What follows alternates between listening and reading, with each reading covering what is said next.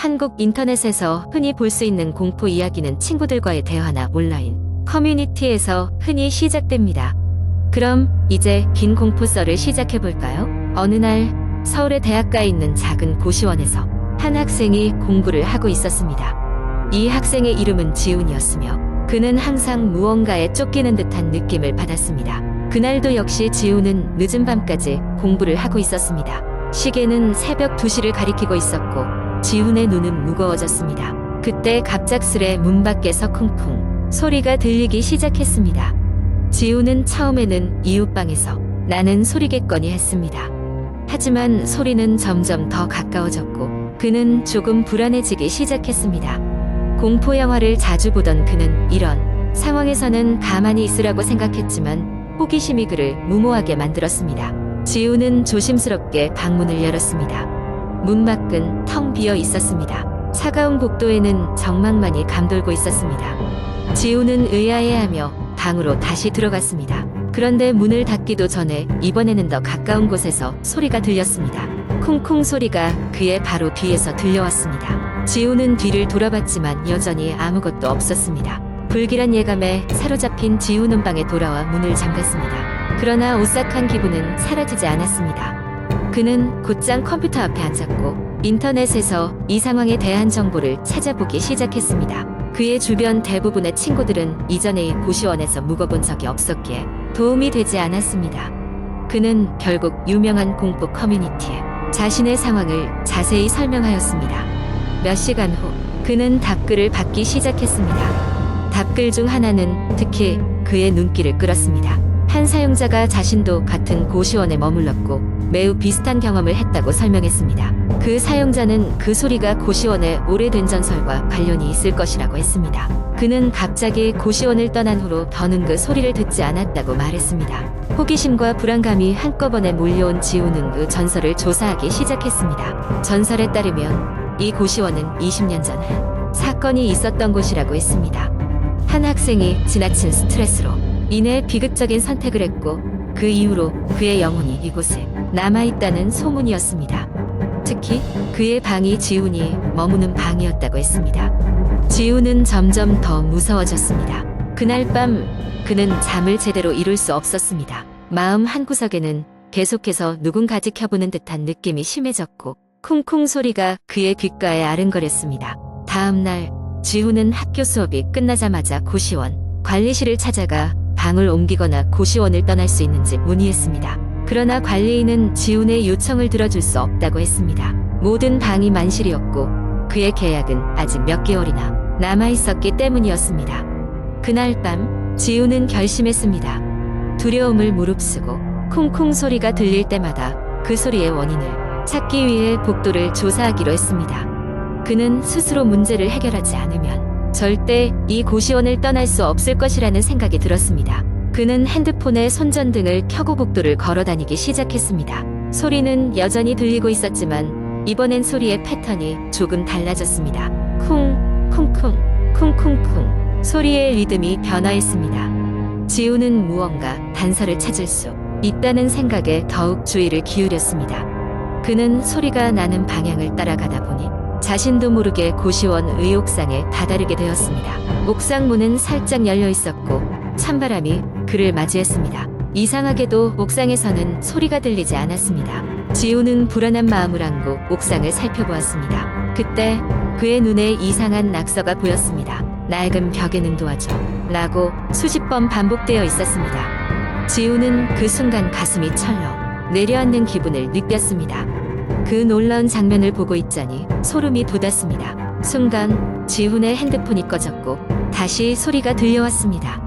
쿵, 쿵쿵, 쿵쿵쿵. 지훈은 두려움에 휩싸인 채 옥상을 내려와 방으로 돌아갔습니다. 그는 그날 밤 거의 뜬 눈으로 밤을 지샜습니다. 아침이 되자 그는 더 이상 이곳에 머물 수 없다는 것을 깨달았습니다. 그는 모든 것을 포기하고 부모님께 전화를 걸어 집으로 돌아가겠다고 말했습니다. 그 후로 지훈은 다시 그 고시원에 돌아가지 않았습니다. 몇 년이 지난 후 지훈은 친구와 함께 그 고시원이 철거되었다는 소식을 들었습니다. 그곳에는 이제 새로운 건물이 들어서 있었습니다. 하지만 그는 아직도 그 쿵쿵 소리의 정체가 무엇이었는지 알 수 없었습니다. 혹시라도 다시 그 소리가 들릴까봐 그는 그 지역을 절대 지나치지 않기로 마음먹었습니다. 이 이야기는 대부분 허구이지만 실제로 고시원 같은 곳에서 홀로 지내다 보면 느끼게 되는 공포와 때로는 알 수 없는 소리가 주는 불안감에서 영감을 받은 이야기입니다. 항상 어디에 있든 안전이 최우선임을 잊지 마세요. 두 번째 이야기. 어느 날 늦은 오후 내가 다니던 대학교 캠퍼스 게시판에 이상한 쪽지 하나가 붙었다. 오늘 자정교내 7번 건물 옥상에서 무언가를 보게 될 것이다. 용감한 자는 오라. 그것은 누구의 장난 같은 글이었다. 사람들은 처음엔 관심을 두지 않았지만 시간이 흐를수록 소문은 점점 커져갔다. 어느새 나도 쪽지에 대해 호기심이 생겼고 자정의 7번 건물 옥상에 가보기로 결심했다. 혼자 가기에는 조금 겁이 났기에 친구에게 연락했다. 친구는 처음에는 미심쩍어했지만 나의 설득 끝에 함께 가기로 했다. 자정을 얼마 남기지 않은 시간 우리는 두근거리는 마음으로 7번 건물로 향했다. 캠퍼스는 늦은 시간이라 그런지 사방이 깜깜했고 간간히 들리는 부엉이 소리만 이 우리를 지켜보고 있는 듯했다. 7번 건물의 엘리베이터는 이미 오래전부터 작동하지 않아 계단을 이용해야 했다. 계단을 한층 한층 올라갈 때마다 기이한 정적이 주변을 덮쳤다. 건물의 불빛은 대부분 꺼져 있었고 발밑을 비추는 핸드폰 불빛만이 유일한 길잡이였다. 우리가 옥상에 도착했을 때 시계는 정확히 자정을 가리켰다. 옥상에는 이미 몇몇 학생들이 모여 있었다. 그들 모두 한껏 긴장한 표정으로 주변을 살피고 있었다. 자정이 되자마자 바람이 세차게 불기 시작했다. 누구도 입을 열지 못한 채 몇 분의 시간이 흘렀다. 그때였다. 어디선가 알 수 없는 웅성거림이 들려왔다. 처음엔 바람 소리라고 생각했지만 그것은 점점 구체적인 소리가 되어갔다. 분명 여러 사람들이 말을 하고 있는 소리였다. 우리는 소리가 나는 방향을 향해 천천히 움직였다. 옥상의 구석, 아무도 손대지 않은 낡은 창고, 문 같은 곳에서였다. 창고 문은 자물쇠로 단단히 잠겨 있었다. 그러나 우리 중 한 명이 호기심에 문에 귀를 대봤고 그의 얼굴은 창백해졌다. 그는 떨리는 손으로 우리에게 조용히 손짓했다. 이 안에서 사람들이 이야기하는 소리가 들려 그가 속삭였다. 곧이어 다른 사람들도 자신의 귀를 갖다 대었다. 그의 말은 사실이었다. 낡은 창고 안에서는 분명히 누군가, 아니 여러 사람이 서로 대화를 나누고 있었다. 하지만 이는 설명할 수 없는 일이었다. 우리가 여기까지 오는 동안 누구 하나 그 창고로 들어간 사람이 없었기 때문이다. 더 큰 문제는 그 소리의 정체가 무엇인지 점점 알 수 없다는 것이었다. 그것은 사람의 말소리라기보다는 마치 누군가가 어디에선가 녹음을 틀어놓은 듯한 인위적이고 거지같이 메마른 소리였다. 갑자기 문이 조금씩 열리기 시작했다. 놀란 우리는 뒤로 물러났지만 아무도 그 문을 직접 열지 않았다. 그저 저절로 열리는 듯했다. 문이 완전히 열리자 희부만 실루엣 몇 개가 창고 안에서 나타났다. 그 실루엣들은 분명 사람의 형체였지만 얼굴이나 팔, 다리가 그늘져 잘 보이지 않았다. 마치 창고 안의 깊은 어둠이 그들을 감추고 있는 것 같았다. 얼마 후 그 중 하나가 천천히 움직이기 시작했다. 그 실루엣은 입을 벌려 무언가를 이야기하고 있었지만 소리는 들리지 않았다. 그 대신 처음에 들렸던 웅성거림이 다시 들려오기 시작했다.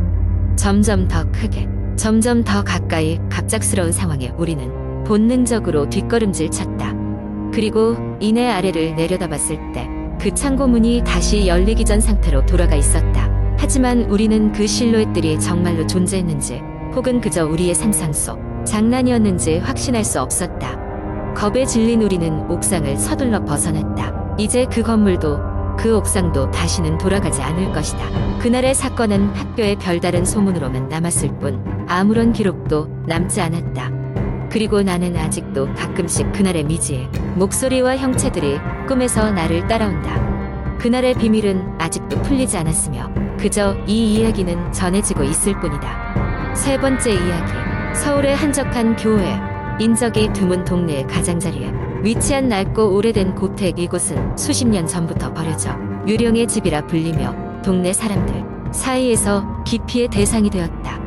그 주변을 지나가던 행인들은 낮에도 으스스한 기운을 느낀다고 말했다. 창문은 깨져 있고 집 주변엔 풀이 무성하게 자라 발길을 망설이게 했다.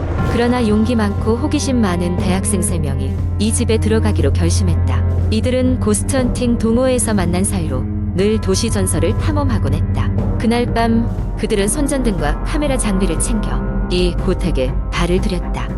고택은 생각보다 더 음산했다. 달빛이 희미하게 비추는 가운데 집안은 먼지와 거미줄로 가득 차 있었고 마룻바닥은 삐걱거리는 소리를 냈다. 3명은 1층 거실에서부터 조사를 시작하기로 했다.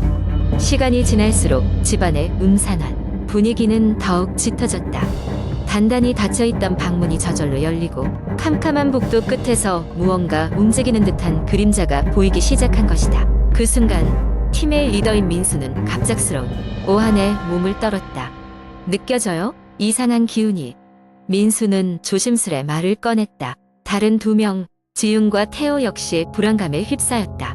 그때 그들의 뒤에서 갑자기 바람 소리와 함께 문이 쾅 닫히는 소리가 났다. 놀란 3명은 소리가 난 쪽을 한참 바라보다가 그곳에서 흰 소복을 입은 여인의 실루엣이 천천히 모습을 드러내는 것을 목격했다. 쳐다보면 안 돼.